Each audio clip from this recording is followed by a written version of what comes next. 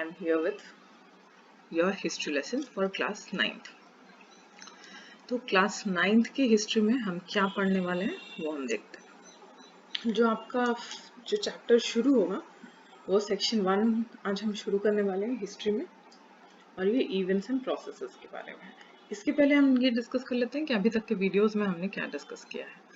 अभी तक के वीडियोस में हमने आपका एक चैप्टर ज्योग्राफी किया है, एक चैप्टर इकोनॉमिक्स डिस्कस किया है, उनके क्वेश्चन आंसर सब कुछ हमने डिस्कस कर लिए हैं। कहीं पर आपको कोई प्रॉब्लम हो तो आप कमेंट बॉक्स में पूछ सकते हो। और साथ ही में हम जो फेसबुक सेशंस करते हैं, फेसबुक लाइव सेशंस करते हैं, उसमें हम ये डिस्कस करते हैं कि आपको किस तरह से पढ़ाई करनी चाहिए, आपको किस सब्जेक्ट को किस तरह से अप्रोच करना चाहिए। तो हिस्ट्री के ऊपर मैंने लास्ट वीक ही वीडियो बनाया था जिसमें मैंने आपको ये बताया था कि हिस्ट्री सब्जेक्ट को आपको किस तरह से पढ़ने की कोशिश करनी चाहिए, बुक को, एनसीईआरटी बुक को किस तरह से पढ़ना चाहिए, किस तरह से समझना चाहिए, कैसे नोट्स बनाना चाहिए और क्या क्या करना चाहिए जो आपके एग्जाम के लिए ओवरऑल हेल्पफुल होगा। ठीक है, तो आज हम हिस्ट्री का पहला चैप्टर शुरू कर रहे हैं और इसको आप केयरफुली समझिए। हिस्ट्री को समझने के लिए उसके बैकग्राउंड को भी समझना जरूरी है कि आप जिस बारे में पढ़ रहे हो वो क्यों हुआ, कैसे हुआ और कब हुआ और उसका इफेक्ट क्या हुआ। इतनी सारी बातें अगर आप एक चैप्टर के बारे में समझ रहे हो तो आपको उस चैप्टर का जो कॉन्सेप्ट है, ब्रॉड कॉन्सेप्ट है, वो क्लियर हो जाएगा। उसके बाद उस चैप्टर के अंदर जो हम अलग अलग कॉन्सेप्ट्स पढ़ेंगे, टर्म्स पढ़ेंगे, उनको हम साथ साथ में समझते जाएंगे। ठीक है, तो अभी जो हम लोग पढ़ने वाले हैं चैप्टर, इसके बारे में हम पढ़ने वाले हैं French revolution, Russian revolution, Nazism. ये सब डिफरेंट इवेंट्स हैं मॉडर्न हिस्ट्री के, मॉडर्न वर्ल्ड के, जो हमारे प्रेजेंट वर्ल्ड को जो शेप करते हैं। हमारा जो प्रेजेंट वर्ल्ड है, हमारा जो पॉलिटिकल सिस्टम है, वो ऐसा क्यों है और all over the world more और लेस एक जैसा ही क्यों है, वो सब क्यों ऐसा है, 18th सेंचुरी में, 19th सेंचुरी में ऐसा क्या क्या हुआ जिसकी वजह से हमारा जो मॉडर्न वर्ल्ड है, प्रेजेंट वर्ल्ड है, वो इस फॉर्म में शेप हुआ। इन सारी चीजों को हम आपके फर्स्ट चैप्टर में पढ़ेंगे। ठीक है,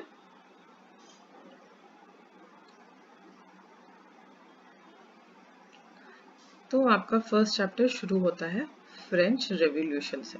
फ्रेंच रेवोल्यूशन क्या था, कब शुरू हुआ और क्यों शुरू हुआ। तो पहले हम ये समझते हैं कि फ्रेंच रेवोल्यूशन क्या मीन करता है, या कोई भी रेवोल्यूशन से हम क्या समझते हैं। फ्रेंच का मतलब फ्रांस में हुआ, इसलिए इसको फ्रेंच बोलते हैं। और रेवोल्यूशन का मतलब होता है जब कहीं के भी लोग, किसी भी कंट्री के सिटीजन्स, जब जो एग्जिस्टिंग गवर्नमेंट है या जो एग्जिस्टिंग पॉलिटिकल प्रोसेस है उससे तंग आकर, उससे परेशान होकर एक विद्रोह करते हैं, एक प्रोटेस्ट करते हैं। वो प्रोटेस्ट वायलेंट भी हो सकता है, वो प्रोटेस्ट नॉन वायलेंट भी हो सकता है, तो उसको हम रेवोल्यूशन कहते हैं। इस रेवोल्यूशन का हमेशा ये एम होता है कि जो एग्जिस्टिंग पॉलिटिकल सिस्टम है उसको ओवरथ्रो कर दिया जाए, उसको बिल्कुल कंप्लीटली डिमोलिश कर दिया जाए, हटा दिया जाए, और एक नया सिस्टम बनाया जाए जो लोगों के वेलफेयर का काम करे, जो लोगों के बारे में सोचे, उनके ऊपर अननेसेसरी अत्याचार ना करे और उनको एक पीसफुल हैप्पी लिविंग की तरफ ले जाए। तो यहाँ पे फ्रेंच रेवोल्यूशन का भी वजह कुछ ऐसा ही था जो हम आगे पढ़ेंगे। फ्रेंच रेवोल्यूशन बेसिकली इसलिए हुआ क्योंकि हम जिस टाइम के यूरोप के बारे में बात कर रहे हैं, वहाँ पे इस टाइम के पहले यूरोप में डार्क एजेस था। डार्क एजेस का मतलब कहीं पर भी किसी तरह से कोई प्रॉस्पेरिटी नहीं था, कुछ अच्छा नहीं था। सोसाइटी ऐसे ऐसे क्लासेस में बटा हुआ था जहाँ पे सिर्फ एक हैंडफुल ऑफ पीपल, कुछ नंबर ऑफ पीपल के पास सारे पावर्स थे, उनके पास ही सारा पैसा भी था, सारे तरह का सुख सुविधा एक फिक्स नंबर ऑफ सोसाइटी में, सिर्फ एक फिक्स नंबर ऑफ पॉपुलेशन के पास था। और ये जो फिक्स नंबर ऑफ पॉपुलेशन था, जो लोग जनरली एरिस्टोक्रेसी या किंग जो होते थे, जो कोर्ट से रिलेटेड होते थे, उन लोगों को छोड़कर पूरे सोसाइटी में किसी के पास कोई राइट्स नहीं था। अभी जैसे हम पॉलिटिकल राइट्स देखते हैं कि डेमोक्रेसी में आप पार्टिसिपेट कर सकते हो, हर इंडिविजुअल सिटीजन को सेम राइट्स है, भले आप कंट्री के प्राइम मिनिस्टर हो या आप एक लेबरर हो, आपके राइट्स सेम है। लेकिन ये सब कुछ पहले एग्जिस्टिंग नहीं था। ये सब कहाँ से आया? ये सारी जो हमारा नया पॉलिटिकल सिस्टम है वो कहाँ से पैदा हुआ, उसके बारे में लोगों को आइडिया कहाँ से आया, इन सब चीज़ को ही हम इस चैप्टर में पढ़ेंगे। तो फ्रेंच रेवोल्यूशन जो है वो एक हिस्ट्री का बहुत ही इम्पोर्टेंट पार्ट है। फ्रेंच रेवोल्यूशन से ही जिस भी आइडियाज़, जो भी मॉडर्न आइडियाज़ की हम बात करते हैं, मॉडर्न पॉलिटिकल आइडियाज़ की बात करते हैं कि हर कोई इक्वल होना चाहिए, सबको वोटिंग राइट्स होने चाहिए, विमेन और मैन में कोई डिस्क्रिमिनेशन नहीं होना चाहिए, इक्वालिटी होना चाहिए, ये सारी बातें, ये सारे कॉन्सेप्ट्स कहाँ से निकल गया? ये सब फ्रेंच रेवोल्यूशन की ही प्रोडक्ट है। तो चलिए हम ना फ्रेंच रेवोल्यूशन को लाइन बाय लाइन पढ़ते हैं। और मैं हिस्ट्री को कोशिश करूँगी मैं आपको डिफरेंट वर्ड्स, कॉन्सेप्ट सब कुछ समझा पाऊँ, क्योंकि यहाँ पर किसी भी वर्ड को आप मिस करते हो तो आप पूरा एक कॉन्सेप्ट मिस कर दोगे और आपका जो सीक्वेंस ऑफ इवेंट्स है वो टूट जाएगा। तो हम हर एक कॉन्सेप्ट को देखेंगे, लाइन बाय लाइन पढ़ेंगे, और ये चैप्टर थोड़ा स्लो जाएगा। जितनी जल्दी हम इकोनॉमिक्स या पॉलिटिकल साइंस या ज्योग्राफी कवर कर लेते हैं, उतनी जल्दी हम शायद हिस्ट्री के चैप्टर्स को कवर नहीं कर पाएंगे। बट आप चिंता मत करिए, हिस्ट्री में आपके ज़्यादा चैप्टर्स हैं भी नहीं, तो हम एक पोर्शन को बस एक दिन में करेंगे। तो चैप्टर को शुरू करते हैं। The French revolution. On the morning of 14 July 1789, the city of Paris was in a state of alarm. The king had commanded troops to move into the city. Rumors spread that he would soon order the army to open fire upon the citizens. Some 7,000 men and women gathered in front of the town hall and decided to form a people's militia.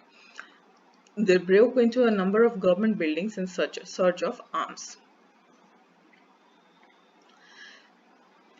अब ये event शुरू होता है किस दिन से? 14 जुलाई 1789 के दिन से। कहाँ पर? पेरिस सिटी में। पेरिस क्या है? फ्रांस का कैपिटल है। प्रेजेंटली पेरिस फ्रांस का कैपिटल है। तो उस दिन क्या होता है, एक रूमर फैल जाता है कि जो किंग है वहाँ का, उन्होंने मिलिट्री को बोला, ट्रूप्स मतलब वहाँ के आर्मी को बोला है कि आर्मी सिटी के अंदर आएगी और सारे सिटीजन्स के ऊपर ओपन फायर करेगी। कुछ 7,000 मेन एंड वुमेन गैदर हुए।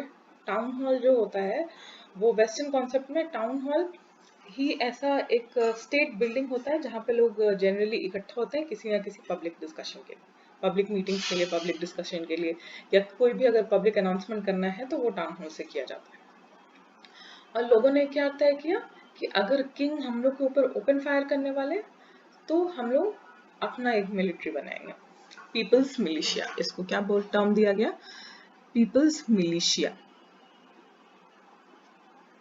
मिलिशिया का मतलब होता है वैसा मिलिट्री जो कि कॉमन पीपल को कंसिस्ट करता हो, जो लोग प्रोफेशनल, जिनको मिलिट्री ट्रेनिंग नहीं हो, जो लोग प्रोफेशनल्स नहीं हो, जो लोग कॉमन पीपल हो, जब वो लोग एक आर्मी बनाते हैं तो उसको हम पीपल्स मिलिशिया बोलते हैं। इन सारे वर्ड्स के आप वर्ड्स मीनिंग को लिखते जाइए ताकि आपको फर्दर जब आप फिर से इस चैप्टर को पढ़े तो आपको समझने में कोई भी दिक्कत ना आए। They broke into a number of government buildings in search of arms. अब इस भीड़ ने, ये जो पीपल्स मिलिशिया फॉर्म हुआ, इन्होंने क्या किया, इन्होंने सारे गवर्नमेंट बिल्डिंग्स के अंदर ये लोग जबरदस्ती घुस गए। ब्रोक इनटू मतलब जैसे जेल ब्रेक करना होता है, जबरदस्ती कहीं से भागना, तो ये लोग जबरदस्ती गवर्नमेंट बिल्डिंग्स के अंदर घुस गए आर्म्स खोजने के लिए, वेपन्स की खोज में। Finally, a group of several hundred people marched towards the eastern part of the city and stormed the fortress prison, the Bastille, where they hoped to find hoarded ammunition. In the armed fight that followed, the commander of the Bastille was killed and the prisoners released, though there were only 7 of them. Yes, the Bastille was hated by all because it stood for the despotic power of the king. The fortress was demolished and its stone fragments were sold in the markets to all those who wished to keep a souvenir of its destruction. क्या हुआ? Several hundred group of people. अब ये जो 7,000 लोगों का जो group था, जो भीड़ थी, वो लोग डिफरेंट डिफरेंट ग्रुप्स में बट गए, कुछ हंड्रेड्स के ग्रुप में बट गए, और उन्होंने सिटी का जो ईस्टर्न पार्ट था, जहाँ पे सिटी का मेन प्रिजन था, उस फ्रेंच स्टेट का मेन प्रिजन था, वहां पर जिसका नाम था बैस्टाइल, इस प्रिजन को जाके उन लोग जबरदस्ती इस प्रिजन के अंदर घुस गए, और जहां उन लोगों का सोच था, उन लोगों की सोच थी कि वहां पे उन लोगों को एम्यूनिशन मिलेंगे। कोडेड मतलब इकट्ठा करके रखा हुआ एक जगह पर। एम्यूनिशन, आर्म्स, एम्यूनिशन, वेपन्स, ठीक है, ये सारे एक तरह के टर्म्स हैं।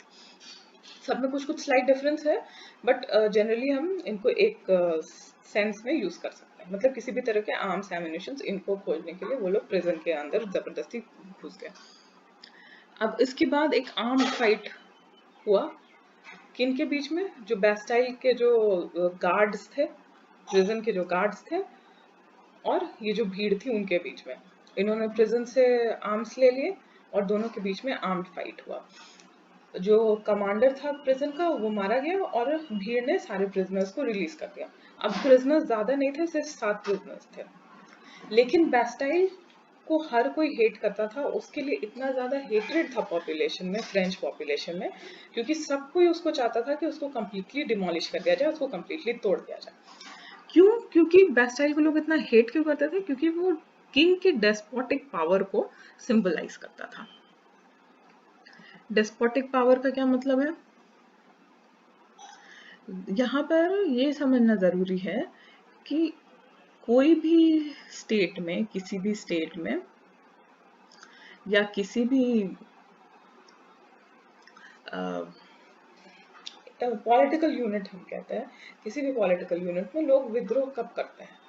तब करते हैं जब उनको एग्जिस्टिंग जो सिस्टम है उससे इतना ज़्यादा वो परेशान हो चुके हैं, इतना ज़्यादा फ्रस्ट्रेट हो चुके हैं, जो एग्जिस्टिंग सिस्टम है वो उनके वेलफेयर के लिए कोई काम नहीं कर रहा हो, उनको हमेशा दबाने कुचलने की काम कर, दबा रहा हो, परेशान कर रहा हो, अननेसेसरी पनिशमेंट्स दे रहा हो। मतलब वो इतना टायरेंट हो एग्जिस्टिंग सिस्टम कि लोग उसको अब और ज़्यादा नहीं झेल पा रहे। तो यहाँ पे जो मोनार्की था फ्रांस में वो ऐसा ही बन गया था। मोनार्की मतलब जो किंग का, एक किंग का जो रूल होता है उसको हम मोनार्की कहते हैं। अब डेस्पोटिक पावर मतलब, डेस्पोटिक का मतलब हुआ having unlimited power, unfettered powers. Despotic का मतलब जो किंग का पावर था वो उसके ऊपर कोई चेक नहीं था, ऐसा कोई बॉडी नहीं था जो किंग के पावर के ऊपर कोई चेक्स लगा सके, उस क्या सही है क्या गलत है उसको डिफरेंशिएट कर सके। अनब्रिडल्ड पावर था, ठीक है। अब अनब्रिडल्ड, अनफेटर्ड, अनलिमिटेड पावर आप यहाँ पर लिख लीजिए। अब जो बैस्टाइल था वो फोर्ट्रेस प्रिजन था, मतलब किला की तरह था वो, तो उसको लोगों ने कम्प्लीटली डिमोलिश कर दिया और उसके जो, उसमें से जो स्टोन्स निकले उनको मार्केट में बेचा गया, जो भी उसको अपने पास एक याद की तरह रखना चाहता था। मतलब बेस्टाइल, यहाँ पे फ्रांस में बेस्टाइल का तोड़ा जाना इसलिए इम्पोर्टेंट था ताकि लोग उससे ये फील करें कि किंग का जो पावर है वो अनलिमिटेड नहीं है। किंग को भी लोग कंट्रोल, वहाँ के पॉपुलेशन जो है, वहाँ के सिटीजन जो है वो कंट्रोल कर सकते हैं, ठीक है। तो प्रिजन क्या होता है? जब कोई भी रूलर डिस्पोटिक होता है या टायरेंट होता है तो वो क्या करता है, किसी को भी अननेसेसरी वो परेशान करता है, अननेसेसरी लोगों को जेल में डाला जाता है, उनको अलग अलग तरह की बहुत मुश्किल मुश्किल पनिशमेंट्स दिए जाते हैं। तो इसीलिए लोग जेल को हेट करते हैं, क्योंकि आप एक बार अगर